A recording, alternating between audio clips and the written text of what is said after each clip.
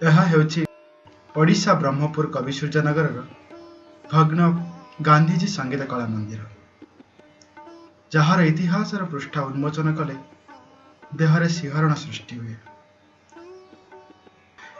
1948 ମସିହାରେ ଶ୍ରୀ ତାରିଣୀ ଚରଣ ପାତ୍ରଙ୍କ ପ୍ରଚେଷ୍ଟାରେ ସ୍ଥାପିତ ହେଲା ଏହି ସଙ୍ଗୀତ କଳା ମନ୍ଦିର। ଲକ୍ଷ୍ୟ ଥିଲା ଓଡ଼ିଶାର କଳାର ପ୍ରସାର। ପ୍ରତିଦିନ ସନ୍ଧ୍ୟାରେ ସଙ୍ଗୀତର ଝଙ୍କାରରେ ଝଙ୍କରିତ ହେଉଥିଲା ଏହି ପରିବେଶ। ନୃତ୍ୟଶିଳ୍ପୀମାନଙ୍କର ନୃତ୍ୟରେ ହସି ଉଠୁଥିଲା ଏ ମଞ୍ଚ। ଦର୍ଶକଙ୍କର କରତାଳିରେ ଉଚ୍ଛରିତ ହେଉଥିଲା ଏ ପ୍ରେକ୍ଷାଳୟ। କିନ୍ତୁ କାଳର କରାଳ ଗତିରେ ସବୁକିଛି ପରିବର୍ତ୍ତନ ହୋଇଗଲା। ପ୍ରାକୃତିକ ଦୁର୍ବିପାକ ବିକଳାଙ୍ଗ ସଜେଇ ଦେଲା ଏହି ଭବ୍ୟ ମନ୍ଦିରକୁ। ଏହାକୁ ସଜାଡ଼ିବା ପରିବର୍ତ୍ତେ କିଛି ଅସାମାଜିକ ବ୍ୟକ୍ତି କରିଦେଲେ ଧ୍ୱଂସ ବିଧ୍ୱଂସ। ପ୍ରତିଷ୍ଠାନର ପୁନଃସ୍ଥାପନା ତ ମରିଚିକା ଭଳି ବିଦ୍ୟମାନ।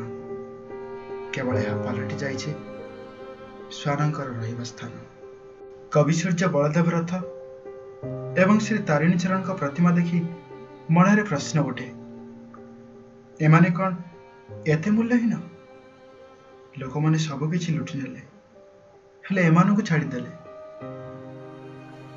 ସହରର ନାମ ଆମେ ରଖିଦେଲେ କବିସୂର୍ଯ୍ୟନଗର, କିନ୍ତୁ ତାଙ୍କର ଏହି ପ୍ରତିମା, ଏହି ପ୍ରତିଷ୍ଠାନର ଶ୍ମଶାନ ରୂପ ଦେଖି କେତେ ଯେ କାନ୍ଦୁଥିବ ତାହା ଅକଳ୍ପନୀୟ। ୟାକୁ ଆପଣ କ'ଣ କହିବେ? ସ୍ମୃତି ନା ବିସ୍ମୃତି?